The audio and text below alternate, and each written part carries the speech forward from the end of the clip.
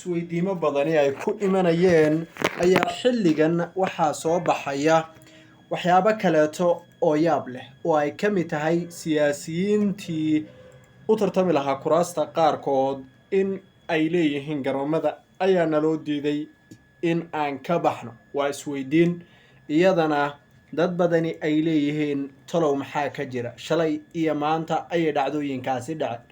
waxaa kaleeto aan soo qaadan doonaa magaalada Jowhar qarax ay dhowr qof ku dhinteen ayaa duleedkeeda ka dhacay maanta.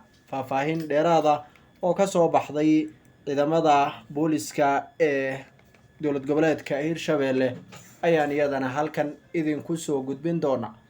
qodobada kale ee aan soo qaadan doono waxaa ka mid ah hay-adaha caalamiga ah ee dadka caawiya iyo dowladda federaalka ee Soomaaliya waxay ka wada hadlayaan sidii gargaar bini'aadamtinimo lagu gaarsiin lahaa shacabka Soomaaliyeed ee abaaruhu ay saameeyeen, xilli sidoo kaleeto imaaraadka carabtu ay marar kala duwan soo gaarsiiyeen deeqo kala duwan Soomaaliya, kuwaasi ay sheegeen in dadka shacabka ah wax loogu qabto amaba loogu gargaaro. qodobadaas iyo kuwo kala doora ayaan halkan ku faahfaahin doonaa muuqaalkan saaxiibadiina la sii wadaag. aan ku bilownay dowladda federaalka ee Soomaaliya waxaa culayska ugu badan xilligan ku haya waa arrimaha abaaraha iyo dadka shacabka uu dhibaatooyin kala duwan la daalaa-dhacay. kuwii beeraha qodan jiray roobo ma haystaan, halka kuwii xoolaha lahaana ay abaaruhu dhaafiyeen. ilaa iyo haddana ma jirto cid si rasmi ah u quudisa amaba u daryeesha dadkaasi. dowladda federaalka oo markii horeba aan awood badnayn culeysyadaasi waa ay saaran yihiin, laakiin waxa ay ka qaban karaan ayaa kooban, xilli sidoo kaleeto arrimaha doorashooyinku ay saameyn ballaaran ku yeesheen samata bixinta dadka ay dhibaatooyinku ka soo gaareen abaaraha dabiiciga ah ee marar kala duwan Soomaaliya ku soo laalaabtay. haddaba dowladda Soomaaliya xilligan dadaalkeedu waa keli inay ku bixiso codsiyo kala duwan oo ay u kala dirto hay-adaha caalamiga ah isleeyihiin waxba idinka caawin kara. imaaraadka carabta oo dhowaan muddo u kala xayirnaa xiriirka labada wadan, heshiis ay wada gaareen xukuumadda ra-iisul wasaare maxamed xuseen rooblana uu imaaraadka carabta booqdayba Abu Dhabi, ayaa xilligan tan iyo soo noqoshadii ra-iisul wasaaraha iyo ballanqaadyo ay xilligaasi sameeyeen waxay soo gaarsiiyeen ilaa 3 gargaar magaalada Muqdisho. maanta ugu dambeysay safiirka ayaa waxa uu deeq ku wareejiyey wasiirka abaaraha iyo musiibooyinka Marwo Khadiija Maxamed Diiri, waxayna uga mahadcelisay dowladda imaaraadka carabta.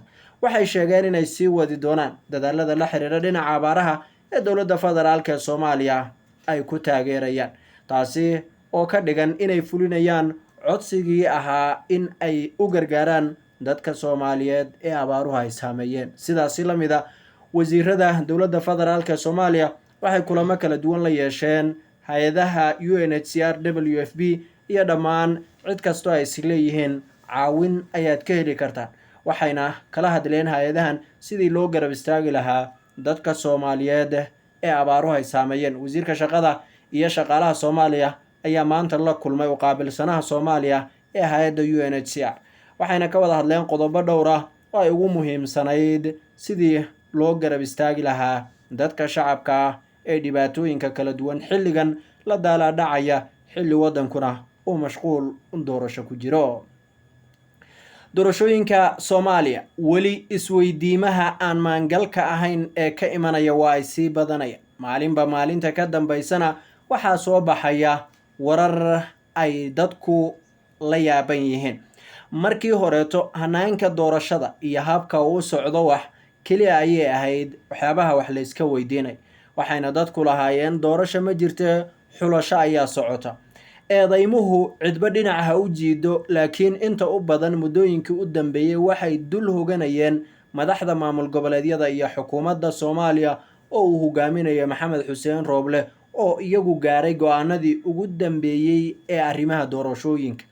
doorasho hufan oo xor iyo xalaal ah ayuu heshiisku ahaa. qof kasta oo Soomaali ana uu ku tartami karo waxyaabihii ay ku heshiiyeen ayay ahayd, laakiin doorasho, xulasho iyo xin ka dhex abuurtay gudaha Soomaaliya ayaa xilligan socota. dadkuna inta badan waxa ay leeyihiin waxa ka dhasha doorashadani waxa uu saameyn ku yeelan doonaa mustaqbalka dambe ee Soomaaliya.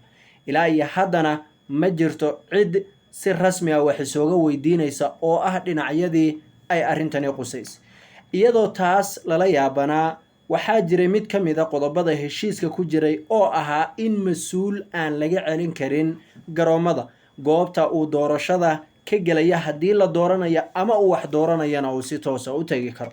laakiin cabdiweli sheekh ibraahim muudey gudoomiye ku-xigeenka koowaad ee baarlamanka Soomaaliya oo Baraawe shalay laga soo celi, inkasta oo booliska oo dhacdadaasi ka hadlay ay ku sheegeen in ciidamada uu watay maamulka Koonfur Galbeed ka biyo diideen, midaas keli aana ay ahayd waxa cabdiweli sheekh ibraahim muudey loogu diiday. haddana gelinkii dambe ee maanta waxaa soo baxay warar sheegaya kuwaasi oo weliba iskhilaafsan in Cali Yaro Cali oo ah gudoomiye ku-xigeenka dhinaca amniga ee gobolka Banaadir laguna wada mid ka mid ah saaxiibada ugu dhadhow Villa Soomaaliya in uu isaguna laga soo celiyay garoonka. waxa uu eedayn u jeediyey qoraal uu soo dhigay bartiisa Facebook madaxweynaha maamul goboleedka Galmudug Axmed Cabdi Kaariye Qoorqoor oo ku sheegay in hay'adda NISA markii ay dalabyadiisii ka diiday uu isku day kala sameeyay si arrintaas iyada ah caqabad ay u noqoto amaba loo carqaladeeyo safarkii uu lahaa. waa sida uu hadalka u dhigay Cali Yaro Cali.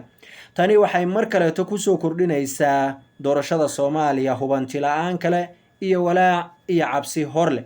waxay kusoo aadaysaa tani xilli maanta laba sarkaal oo hay'adda nabad sugidda ka tirsan oo diini iyo kulana lagu doortay magaalada Dhuusamareeb. Cabdiraxmaan Cabdishakuur oo dhinaca mucaaradka ah ayaa isagana lagu soo doortay, iyo sidoo kaleeto gabar 4 kursi ee halkaasi maanta ka soo baxayna waxay horey u qaadeen doorashada Galmudug oo in muddo ah hakad ku jirta. maamul goboleedyada kale ayaa la filayaa toddobaadkan inay iyaguna doorashooyin kala duwan oo la xiriira arrimahaasi ay qabtaan.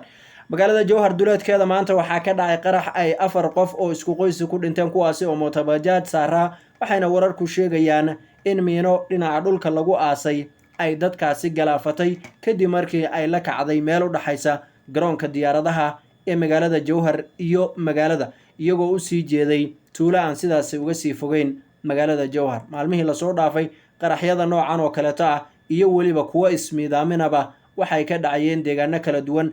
xilliyada doorashadana inta badan caqabadaha kuwan la midkii waa ay yimaadaan, waana kuwo laamaha ammaanka iyo weliba mas-uuliyiintii oo ku kala maqan arrimaha doorashooyinka iyo kaambayno sababteeda inta badan lagu sheegay marka la fiiriyo xaaladaha xilligan jira iyo sidoo kaleeto weerarada oo xilliyadan oo kaleeto soo bad. tan iyo kulanti dambe waa Israacdo idin la nabadgelyo.